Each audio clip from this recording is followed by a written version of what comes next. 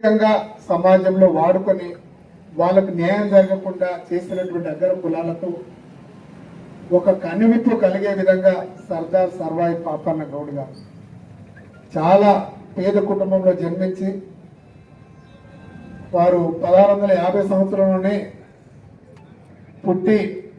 పుట్టిన చిన్ననాటి కాలంలోనే వాళ్ళ నాన్న జరిగిపోవడం, నర్సమ్మ తన తల్లి చాలా అల్లరి ముద్దుగా పెంచి పోషించుకుంటూ ఆయన చిన్నప్పుడు కూడా అంత బీసీలు ఎస్సీలు ఎస్టీలతోనే బహుజనులు గిరిజనులు ఆదివాసీలతోనే తన స్నేహం చేసుకుంటూ అప్పుడు చూసినటువంటి ఎప్పుడైతే మొఘలులు ఉన్నారో మొఘలులు అదేవిధంగా ఇక్కడ ఉన్నటువంటి గోల్కొండ సామ్రాజ్యులు నిజాం పరిపాలన నిరంకుశ పరిపాలన అప్పుడు జరుగుతున్నటువంటి అవమానాలను గుర్తించి ఈ బహుజనులకు గిరిజనులకు కష్టాలు రాకూడదు, మనమే సంఘటితమై యుద్ధం చేసి మన హక్కులను మనం పోరాడాలి అని చెప్పేసి ఆ రోజు గళం విప్పినటువంటి నాయకుడు సర్దార్ సర్వాయి పాపన్న. నాకు తెలిసి అప్పుడు మనం కేవలం చరిత్ర మాట్లాడుకుంటున్నాం, అక్కడక్కడ ఏమన్నా శిలాఫలకాలు ఉంటే వాటిని చూసి మనం మాట్లాడుకుంటున్నాం.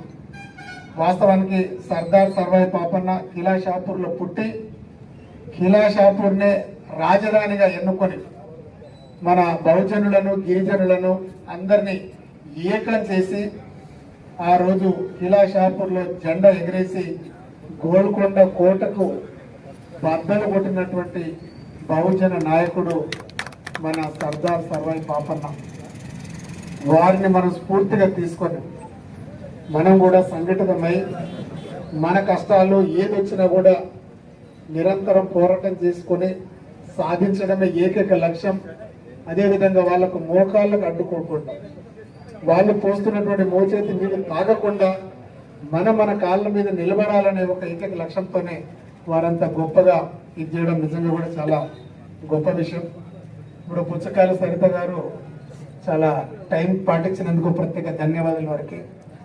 అదేవిధంగా నేను ఒకటే చెప్తా ఉన్నా, ఎప్పుడన్నా మనకు అవమానాలు జరిగినప్పుడు మనలో నిజంగా కొంత లేవాలి, మనం పోరాటం చేయాలనుకున్నప్పుడే మనం ఏదైనా సాధించగలుగుతాం. ఆ రోజుల్లో వాస్తవానికి జమీందారులకు అదే నిజాం ప్రభుత్వానికి ఎవరన్నా ఎదురైతే వాళ్ళను కాల్చి చంపడము లేకపోతే నరకడము ఇలా నానా రకాల చిత్రహింసలు పెట్టి భయభ్రాంతులు గురి చేసిన భయపడకుండా నిలబడినటువంటి వ్యక్తి సర్దార్ సర్వాయి పాపన్న. ఈరోజు మన గౌడ కులస్తులందరూ ఏకమై మీరందరూ ఇప్పుడు మీకు మోకు దెబ్బ అదేవిధంగా మోకు ముత్తాదులు అవి కూడా మన ప్రభుత్వం చాలా గొప్పగా ఇప్పటికే దాదాపు 150 కిట్లను మన నియోజకవర్గంకి ఇవ్వడం జరిగింది. గౌడ కులస్తులు నిజంగా కూడా చాలా దగ్గర, చాలా మంది మిత్రులు, చాలా మంది ఇప్పుడు మన జరిపోతులు వెంకన్న కావచ్చు, ముత్త వెంకన్న కావచ్చు, గాడపల్లి నాగేశ్వర కావచ్చు, బెల్లంకొండ సీన్ గారు అత్యంత, అదేవిధంగా మన దూపటి వినయ్, వీరు నమ్మకానికి మారుస్తారు. వాస్తవానికి మాటిస్తే తప్పరు. అందుకే నేను గెలవగానే ముత్త వెంకన్న గారు కానీ జరిపోతుల వెంకన్న వచ్చేసి సర్దార్ సర్వాయి పాపన్న విగ్రహం కావాలి అనగానే నేనే ఈ ప్లేస్ని సూచించాను. ఎందుకంటే అన్ని సెంటర్ల కంటే ఈ సెంటర్ అయితే బాగుంటుంది. కురువి మన ఇక్కడ చుట్టుపక్కల గ్రామాల నుంచి అందరూ వస్తూ ఉంటారు. సర్దార్ సర్వాయి పాపన్న విగ్రహం ఇక్కడ పెడితే బాగుంటుంది. నేనే స్థలం సూచించి